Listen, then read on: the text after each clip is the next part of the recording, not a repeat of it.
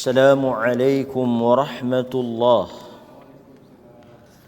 Alhamdulillah.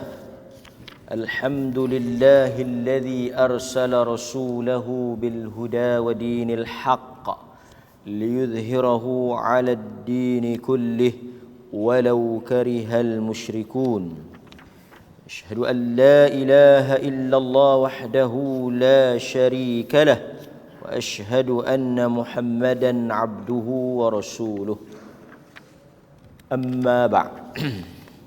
Muslimin muslimat, hadirin hadirat yang dirahmati oleh Allah Subhanahu wa taala, kita bersyukur kepada Allah kerana pada malam ini kita dapat menyambung dan meneruskan kuliah mingguan kita. Mudah-mudahan apa yang kita baca dan kita dengar pada malam ini memberikan manfaat kepada diri saya dan tuan-tuan hadirin hadirat yang dirahmati oleh Allah Subhanahu wa taala. Kisah yang berikutnya, insya-Allah kita dalam kuliah malam ini ataupun kuliah malam-malam berikutnya kita akan membaca hadis-hadis yang berkaitan dengan 51 cerita-cerita ghaib yang diambil daripada sumber al-hadis yang sahih, yang dipetik daripada himpunan hadis-hadis yang berkaitan dengan kisah-kisah ghaib yang berlaku sama ada sebelum daripada kejadian ataupun sebelum daripada zaman kita ataupun pada hari akhirat. Pada kuliah yang lepas, kalau tuan-tuan masih ingat, kita berbicara tentang ayah Nabi Allah Ibrahim alaihissalam. Baik. Daripada Abdullah bin Amr bin Al-As. Ini terkenal, Abdullah bin Amr radhiyallahu anhu, daripada Abdullah bin Amr bin Al-As, Allah meradai dia. Kata dia, Nabi sallallahu alaihi wasallam bersabda, innallaha azza wa jal, sesungguhnya Allah azza wa jal pada hari kiamat nanti yastakhlisu rajulan min ummati, akan memilih, yakhtar au yumayyiz, akan memilih rajulan min ummati ala ru'usil khalaiq. Allah akan memilih seorang lelaki.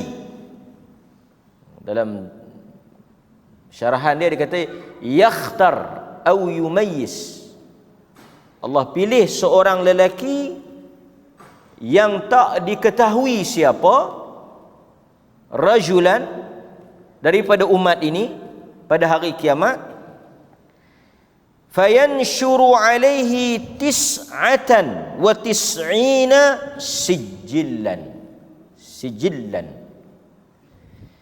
Allah Azza wa Jal membentangkan kepada lelaki tersebut tis'atan wa tis'ina sijillan, 99 keping atau 99 buku catatan, yang mana setiap daripada buku tersebut kullu sijillin maddal basar,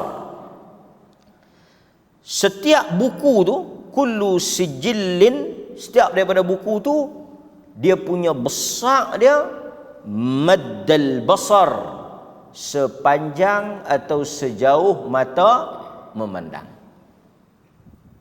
99 buku catatan, yang mana buku catatan tersebut mengandungi dosa dia.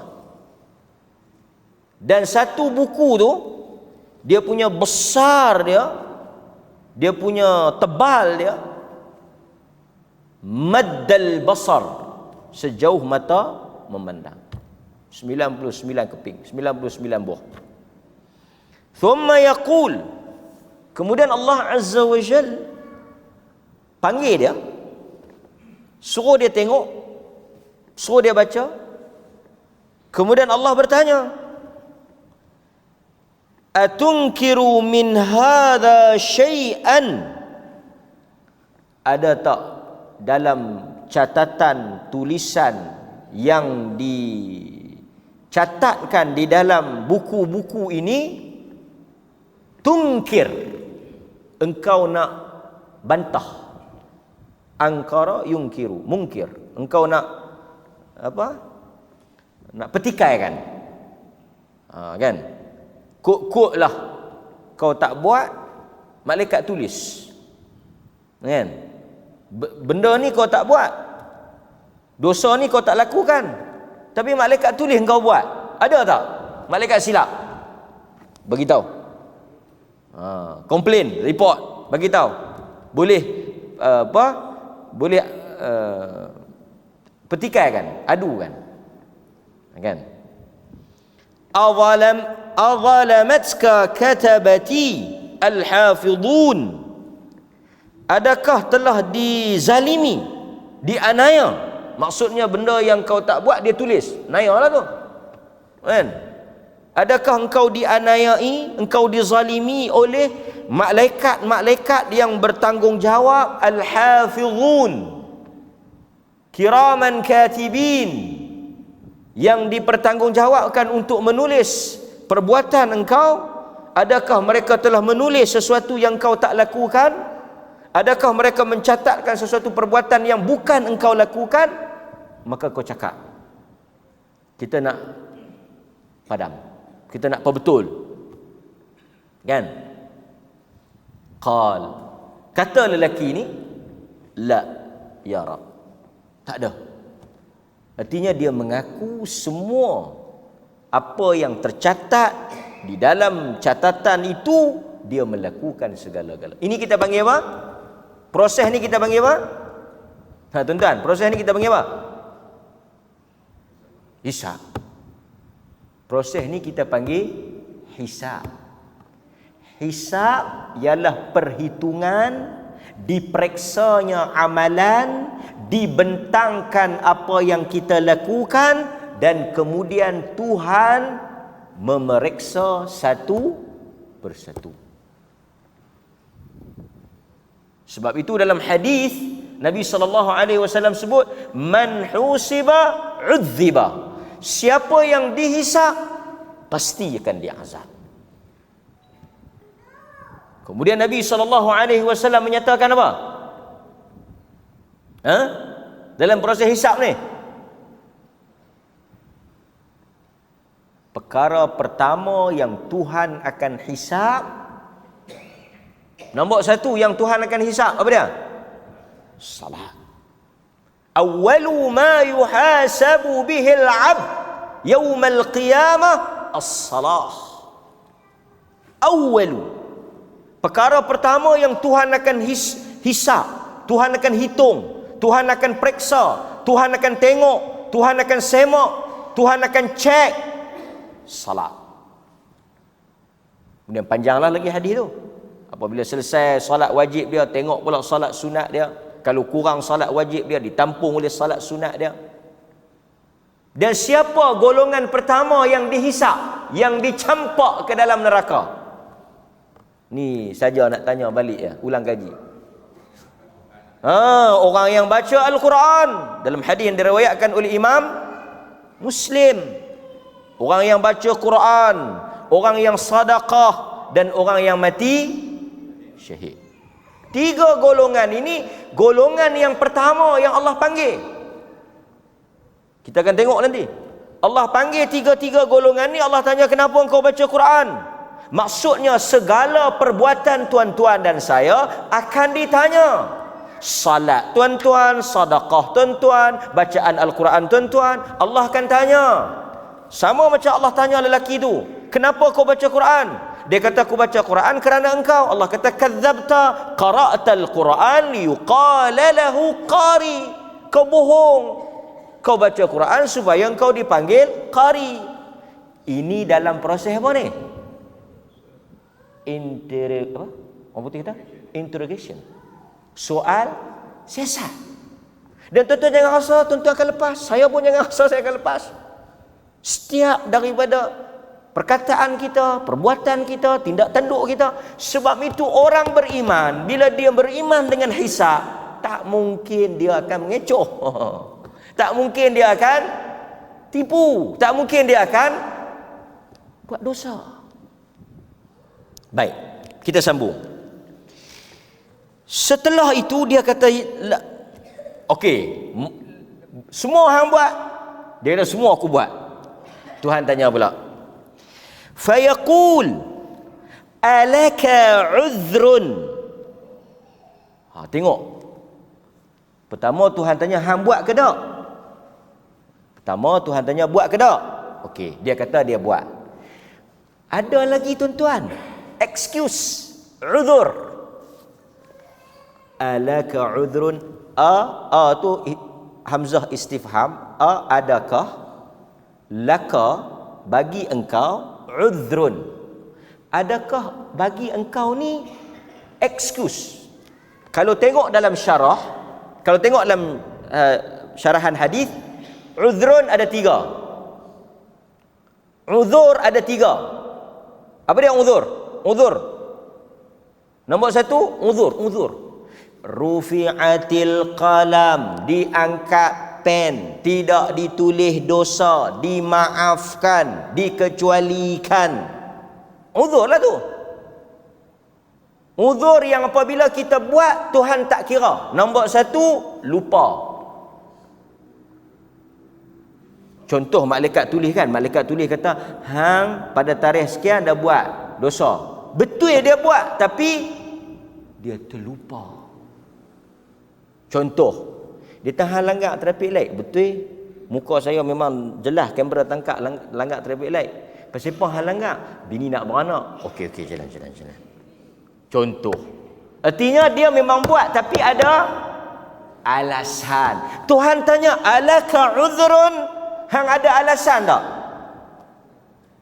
Alasan 3. 1, apa dia tadi saya kata? Tak sebut ke? Lupa, nisyan. Yang kedua, lupa dipaksa. Kan?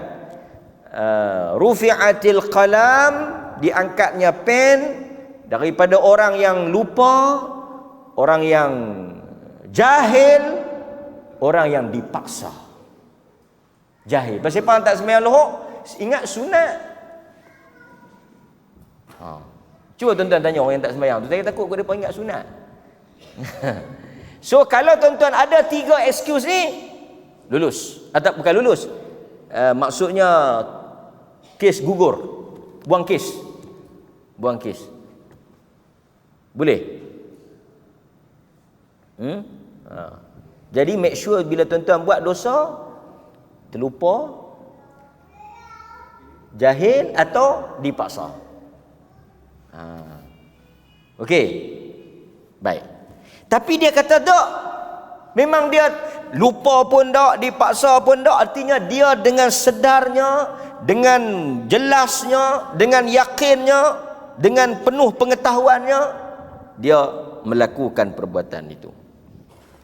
Lepas tu Allah Subhanahu wa taala tanya dia, "Au hasanatun fayubhatu ar-rajul?" Ada kebaikan tak engkau buat kau? Kan sebab kebaikan ni dia boleh apa? Dia boleh cover keburukan. Dia boleh memadamkan kejahatan. Dia kata la ya Rabb. Dia kata tak ada aku. Seingat aku ni tak ada benda baik yang aku buat. Memang dia ni sakan kan. Corak punya banyak sampai baik tak ada. Tak ada langsung. Tuhan kata tak ada. Tak ada ya Rabb. Tapi Allah kata bala inna laka indana hasanatan wahidatan. Tuhan kata ada. Tuhan kata ada. Bala indana. Tuhan kata bala inna laka indana. Tuhan kata tak, sesungguhnya di sisi kami ada. Hasanah. Hasanah artinya satu. Kalau banyak, hasanat. Wahidah, engkau ada satu. Bukan tak ada langsung, ada satu, ada. La zulmal yawm alaika. Dan pada hari ini sesiapa pun tidak akan dizalimi. Walaupun kebaikan yang dia buat itu satu, kebaikan yang dia buat itu sedikit, kebaikan yang dia buat itu kecil, tetap akan dibalas. Hari ini tidak ada penganiayaan. Tuan-tuan buatlah, Tuhan akan balas. Jangan susah hati. Dalam kehidupan, yang selalu saya bagi tahulah, dalam kehidupan kita, berapa banyak kebaikan yang kita lakukan tidaklah mendapat balasan setanding dengan apa yang kita harapkan. Penghargaan ke, kan? Sebab kadang-kadang manusia ni dia bagi penghargaan, dia bagi penilaian tu banyak faktor lah. Betul tak? Sebab itu apabila manusia buat sesuatu ada harapan selain daripada Allah, dia kecewa. Manusia bila dia buat sesuatu, ibu bapa apabila dia bela anak-anak dia dengan mengharapkan balasan anak-anak dia untuk bela dia balik pada waktu besar, pada waktu dia tua, dia akan kecewa. Sebab itu untuk nak mengelakkan diri kita kecewa di kemudian hari, kita ikhlas. Tuan-tuan ikhlas. Jangan kecewa. Tentu kalau tuan-tuan buat baik ke orang, tuan-tuan mengharapkan habuan, balasan, tuan-tuan akan kecewa.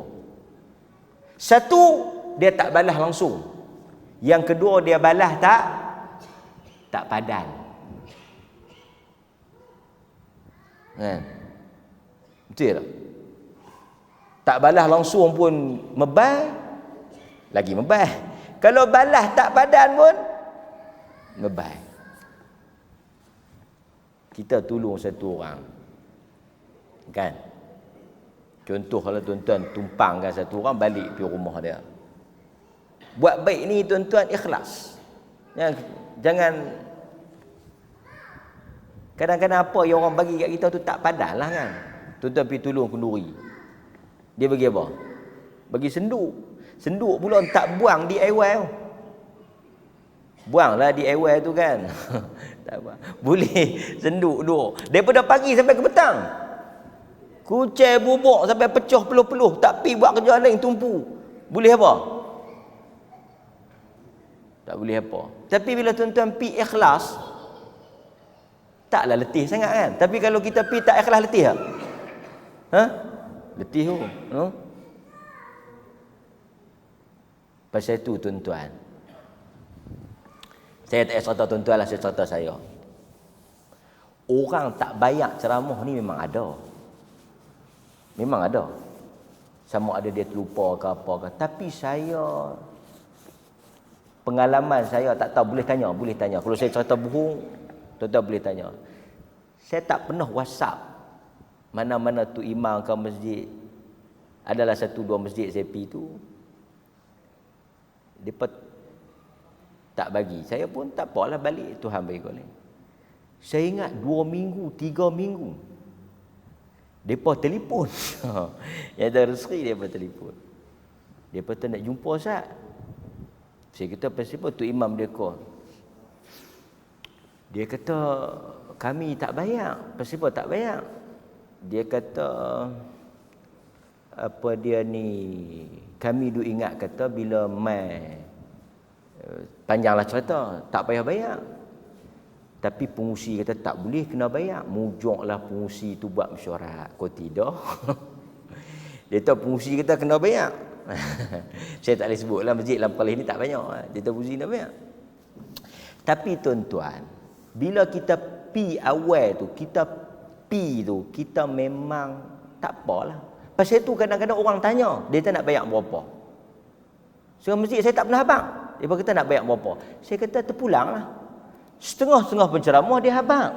Dia kata mau kalau tera saya ni dia habang harga. Bukanlah saya kata salah.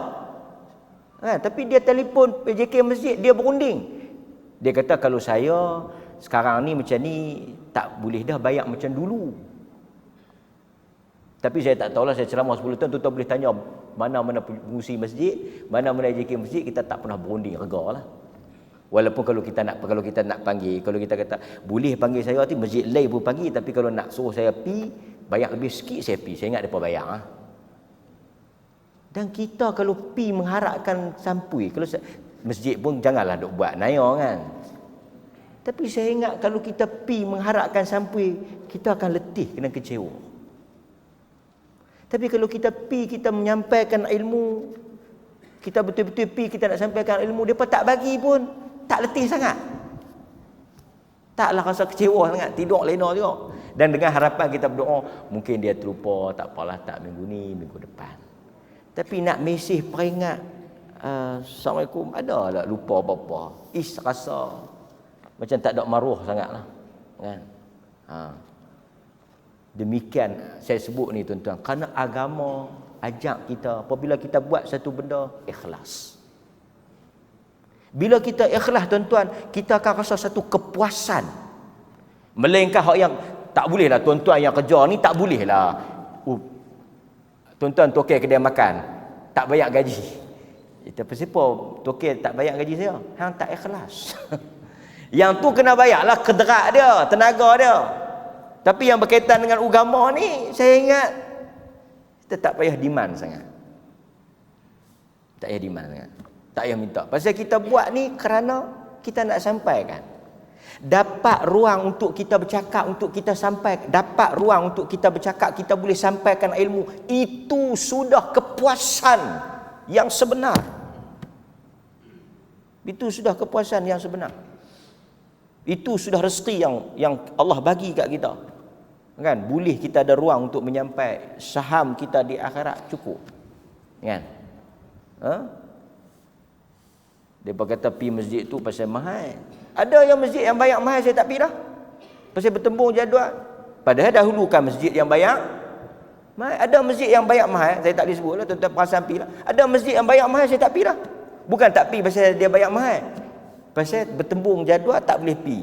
Tapi kalau nak ikut, saya patut cancel masjid yang bayar murah, pi masjid yang bayar mahal. Tapi tuan-tuan, sebab itu kita, bukanlah saya nak mengangkat diri, tapi saya nak bagi tahu rahsia untuk istiqamah, tuan-tuan pun dah tahu, untuk kekal, untuk Allah pelihara kita, ikhlas. Al-aslah, al-baqa' lil-aslah. Yang kekal, yang Tuhan kan pelihara, orang yang ikhlas di atas jalan dia.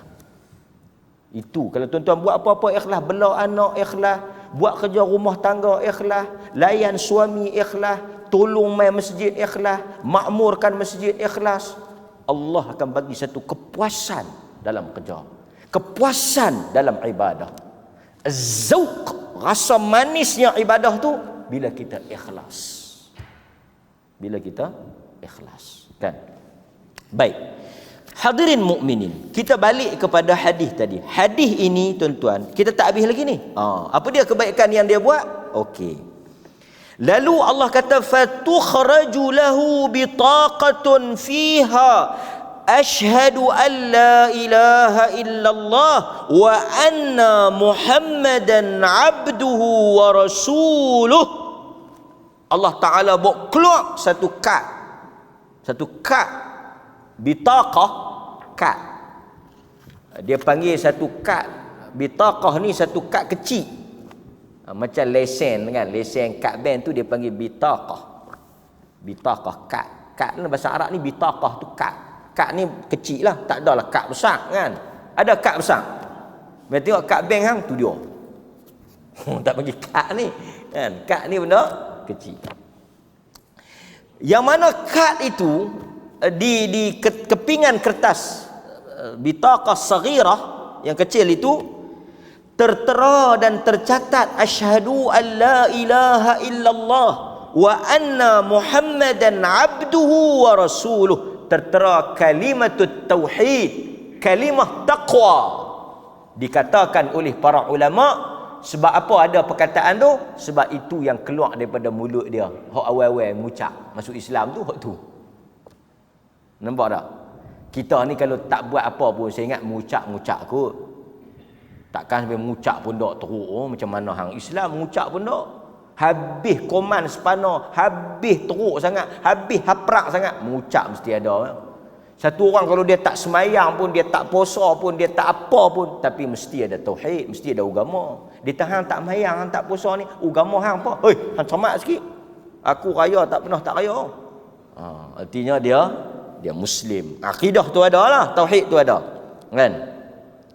Fayaqul uhdur. Allah kata bawa mari timbangan. Lepas tu dia kata, dia tu kediri kata, ya Rab, ma hadhihi bitaqah ma'a hadhihi sijillat. Dia kata, ya Allah, nak timbang-timbang apa? Kertas keping dengan 99 ni nak boleh? Nak orang kata apa? Nak ada manfaat apa? Nak boleh buat apa? Dia kata dia sendiri yang mempertikaikan benda tu. Dia kata ni kebaikan ni sekepingnya, kertas ni selai kecilnya. Nu maddal basar, 99 keping besar sejauh mata memandang. Dia kata la yanfa', tak ada guna. Allah kata apa? Innaka la tuzlam, tidak akan dizalimi. Apa pun kita timbang dulu.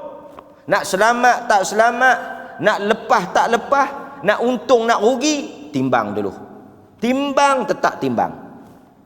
Ni yang tuan-tuan duk baca, fa amma man thaqulat mawadinu, kan? Wa amma man khaffat tu. Semua tu ayat ni lah, berkaitan dengan hadis ni. Lepas tu kita sambung. Fatuda'u as-sijillat fi kaffatin, maka diletakkanlah 99 keping kad tu di sebelah kaffah, daun, sebelah keping sekeping. Dia timbangan tu dia ada 2 daun, tak sebelah kiri. Fatashat as-sijillat wa thaqulat al-bitaqah. Yang 99 tu dia jadi ringan. Wa thaqulat, thaqilun, berat. Kad yang sekeping tu. Wala yathqulu ma'asmillahi syai', tidak ada yang lebih berat daripada sesuatu yang tercatatnya nama Allah. Selamat tak? Selamat. Tuan-tuan bayangkan 99 buku buah catatan yang mengandungi dosa, maksiat, kejahatan sepanjang hidup dia, tidak boleh menandingi hanya sekeping amalan. Sebab itu tuan-tuan, kita baca dulu kan satu hadis. Walaupun hadis itu sanadnya ada problem, sanadnya ada masalah, ada kritikan pada hadis itu, tapi perbincangan dia panjang. Hadis apa? Kita baca di sinilah. Yang kawan tu buat ibadat berapa lama? Lupa pada saya. Berapa lama kawan tu buat ibadat? 500 tahun eh? 100 ke 500 tahun lah? Kan dia buat ibadat di atas bukit tu 500 tahun. Lepas tu dia nak masuk syurga. Allah kata pi masuk dengan rahmat kan? Ingat tak? Lepas tu dia kata apa? Oh, dia kata tak mau.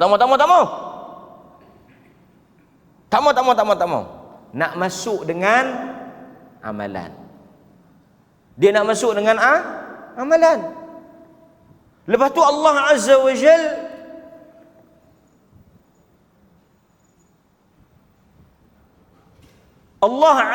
Jal apa dia? Panggil, okey. Dia nak masuk dengan amalan, tak apa. Apa berlaku? 500 tahun. Ambil mata. Ingat tak lagi hari ni? Ambil mata. Timbang mata dia. Habis 500 ton amalan tu. Belum kaki, belum tangan, belum amal nikmat-nikmat yang lain. Lepas tu Allah kata apa? Dah habis amalan dia. Masuk dalam neraka. Dia kata, ya Allah, okey, no. Tak edi. Masuk dengan rahmat engkau. Nampak tak? Dia rasa besar diri. Dia rasa apa? Dia rasa amalan dia tu besar, banyak, boleh menyelamatkan dia. Tapi bila ditimbang, nikmat yang Allah bagi tu tak setanding. Nampak? Itu yang penting. Baik. Hadirin mukminin, kita tengok di dalam Al-Quran, Allah Azza wa Jal menyebut di dalam surah An-Nisa ayat 40. Tuan-tuan boleh tulis An-Nisa ayat 40. Ada orang, tuan-tuan, bagus betul, dia mari dengar, dia tulis tau. Macam mana saya tahu kata dia tulis?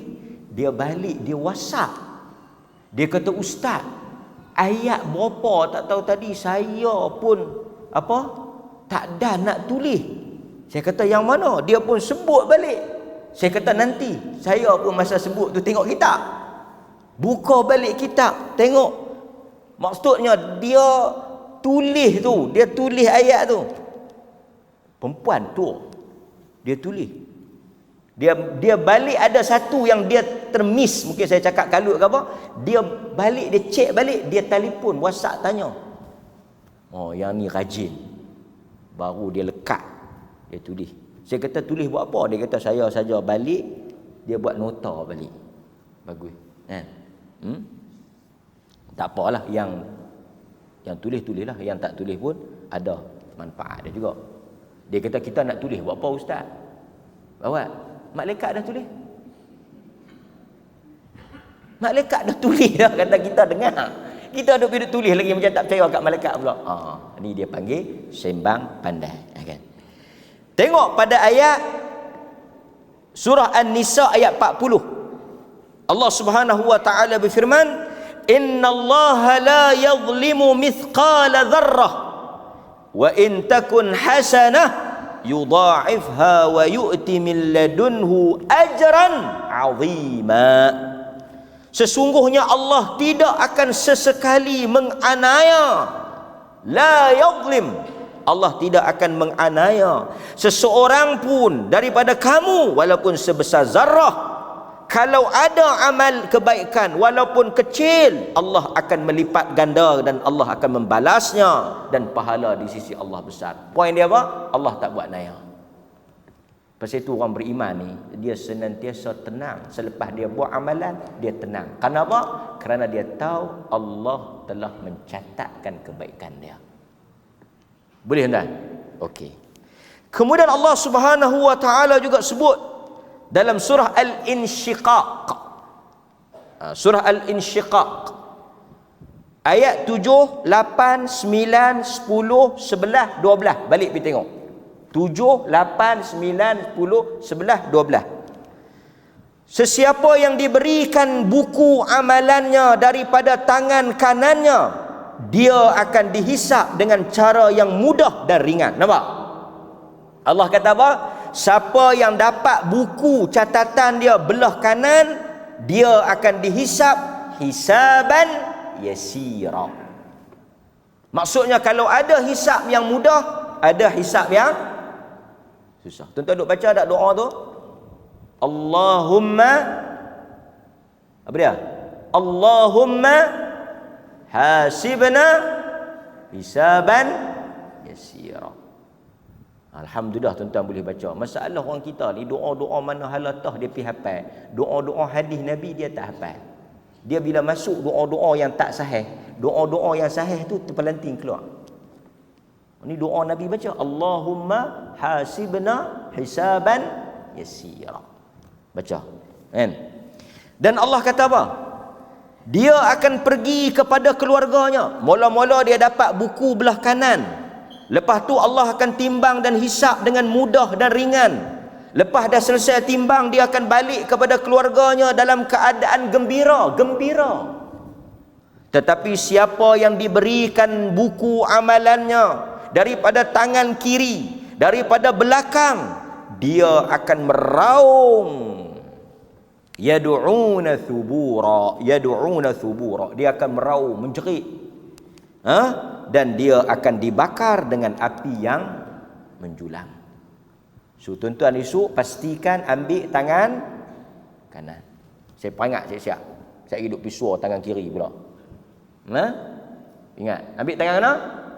Tangan kanan. Kalau kawan tu gamak nak suar tangan kiri, tampak tangan kanan. Hush, hai ingat ustaz pesan pun ambil tangan kanan. Boleh? Okey. Dalam hadis riwayat Aisyah. Ni yang saya kata tadi ni, hadis Aisyah. Rasulullah sallallahu alaihi wasallam bersabda. Dengar tuan-tuan hadis ni. Hadis riwayat Imam Muslim. Man husiba yaumal qiyamah uzziba. Siapa yang dihisap pada hari kiamat akan diazab. Semua yang hisap akan diazab. Hisap faham tak? Dibuka buku amalan. Faqultu, kemudian Aisyah kata, bila aku dengar Nabi cakap macam tu, Nabi kata macam tu, aku tanya. Aisyah ni dia cerdik. Dia jenis orang yang vokal. Dia tanya terus. Dia kata, alaysa qad qala Allah azza wa jal fasawfa yuhasabu hisaban yasira. Manusia akan dihisap dengan hisap yang mudah. Macam mana Rasulullah kata siapa yang kena hisap confirm kena azab? Hisap saja azab. Hisap saja azab. Artinya yang tak kena azab ni orang yang tak dihisap. Sedangkan Allah kata siapa yang dihisap, dia akan hisap dengan mudah. Apa jawapan Nabi? Nabi kata, laita zakil hisab, innama zakil arad, man nuqisha al-hisab yaumal qiyamah uzziba. Nabi kata apa? Yang dimaksudkan dengan hisab kena azab ini ialah pembentangan amal. Maksudnya tuan-tuan, ada orang yang dia macam ni. Saya bagi mudah faham. Satu orang dia mai, buku laporan buka, tengok, tutup. Yang kata kena azab tu buka apa dia? Satu dia mai, tengok, baca, okey, tanda tangan, selesai. Satu lagi buka, nanti dulu duduk Ustaz. Yang duduk Ustaz ni kalut. Faham? Dia panggil arak. Arak ni apa? Dibentang, diperiksa, disemak, ditanya, yang ni kena. Orang dia ambil buku, buka, pi. Buka, tengok, pi. Buka, tengok, pi. Yang ni selamat. Buka-buka juga, tengok-tengok juga, tapi tak tanya. Tuan-tuan, jangan main. Kita immigration, pasport. Saya pergi dengan rombongan raja. Cok pi. Buka cok, bukan tak cok juga, cok pi. Mai satu orang cok tak pi. Tak cok tak pi. Orang lain semua dah pi dah. Buka cok pi. Semak. Bila lalu sangkut. Tuan-tuan bayangkan. Orang lain satu rombongan pi. Buka ya. Mai tang dia buka. Tekan. Diri pecah peluh habis. Agak-agak kata apa kesilapan dia? Apa? Sangkut. Yang ni yang dia panggil hisap. Kan? Orang lain semua lepaslah. Dia pi sana, ada cok masuk. Dia keluar mai, tak ada cok keluar. Tuan-tuan kalau masuk tak ada cok keluar, memang tak kena apa. Bila nak sangkut? Bila nak masuk pula dia nak tengok entry dengan exit tu. Entry ada, masuk ada. Bila yang hang keluar? Tengok-tengok hang nak masuk pula. Tuan-tuan, sangkut. Kan? Pasal itu pengalaman saya bawa orang pergi Mekah ni. Kan? Kita duduk berdoa siang malam pagi petang ni. Masa dia cek tu, dia tak cakap banyak. Cok pi. Tuan-tuan bayang dunia. Di akhirat esok, kalau tuan-tuan boleh imagine tak, buka buku catatan, buku amalan kita, dia tengok kita, dia tengok buku amalan, dia suruh pi. Allah, dia punya lapang, dia punya gembira tu. Tapi kalau dia buka, dia tak kata apa. Dia suruh berdiri, dia suruh tunggu. Sak nak tanya. Oh, yang tu tuan-tuan, kalut. Azan tu, sekejap saya perhabis sikit kesimpulan daripada hadis ni dan kita tangguh kelas kita insya-Allah. Masuk kan? Masuk. Okey. Hadis ni kesimpulan yang pertama. Kita tak tahu macam mana Tuhan nilai dan ukur sesuatu ibadat di sisi dia.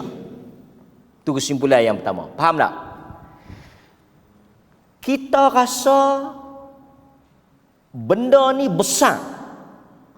Amalan ni besar. Perbuatan ni besar. Tapi mungkin di sisi Tuhan tak ada nilai langsung. Ada benda yang pada penilaian kita, ukuran kita, neraca kita kecil, lekeh. Tapi di sisi Tuhan besar. Boleh? Itu kita tak tahu. Sebab itu ada orang yang masuk ke dalam syurga hanya kerana amalan yang kecil, lekeh.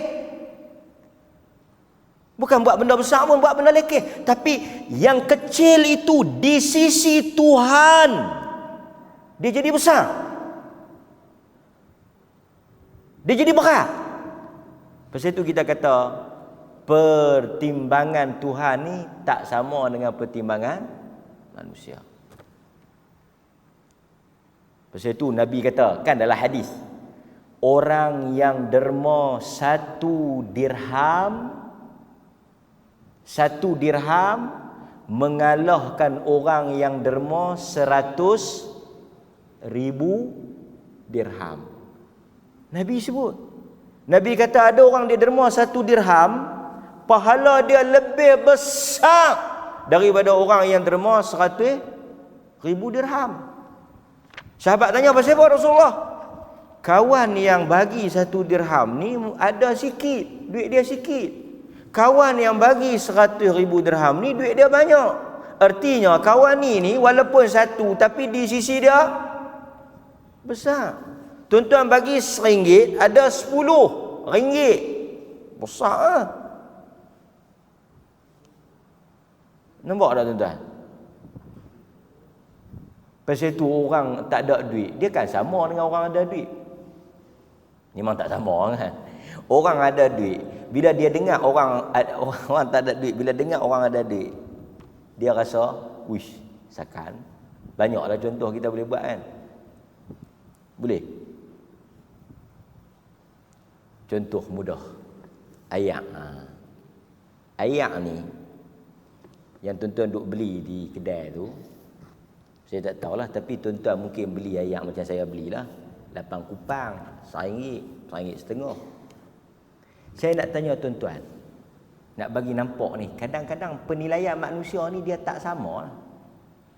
Tuan-tuan sanggup tak beli ayak kosong, mineral kosong, harga RM6? Ayak apa saya tak payah sebut, saya kena saman. RM6 nak beli ayak kosong, mau? RM6 boleh beli 6 botol. Tapi orang kaya dia tak minum ayak lain pada ayak RM6, RM8 tu. Minum kalau kita RM6 tu, saya ingat Duk gitu. Tunggang. Orang naik kadang-kadang dia cerai sikit, dia tinggal. Sayang pasal hang tak ada duit. Orang ada duit kan, dia tak sayang. Nilai tu. Pasal itu nilai di sisi Allah tu tak sama. Bagi minum anjing masuk syurga. Bagi minum sekali tu ya. Tuan-tuan mungkin bagi minum orang tapi tak tentu. Dia tak aku duk belanja hang tiap-tiap malam minum. Okey masuk syurga ke? Tak tentu. Baik. Okey. Yang kedua, hadis ni juga menunjukkan keutamaan tauhid. Seseorang yang meninggal dalam keadaan dosa yang besar boleh diselamatkan oleh tauhid. Tu besarnya akidah tu, dia padam habis dosa. Dan yang ketiga tuan-tuan, hadis ini juga menunjukkan kepada kita seseorang hamba yang beriman tidak boleh putus asa daripada rahmat Allah. Tuan-tuan, jangan bersangka buruk dan jangan putus asa. Walaupun dosa yang kita lakukan banyak, tetapi kalau tengok hadis ni, ada chance untuk masuk syurga. Banyaklah lagi tuan-tuan boleh keluarkan daripada hadis ni. Cuma saya nak sebutnya, hadis ni juga menjadi dalil mizan ada dua daun. Ada kanan, ada kiri. Ada jahat, ada baik. Dikatakan yang belah baik tu ada cahaya. Mizan tu ada lampu, ada cahaya. Yang belah jahat tu kelam, belah kiri. Hadis ni juga menunjukkan apa? Yang ditimbang ialah buku. Hadis ni menunjuk dalil kata yang ditimbang tu apa dia? Buku catatan. Buku rekod. Tuan-tuan, buku rekod ni untuk apa?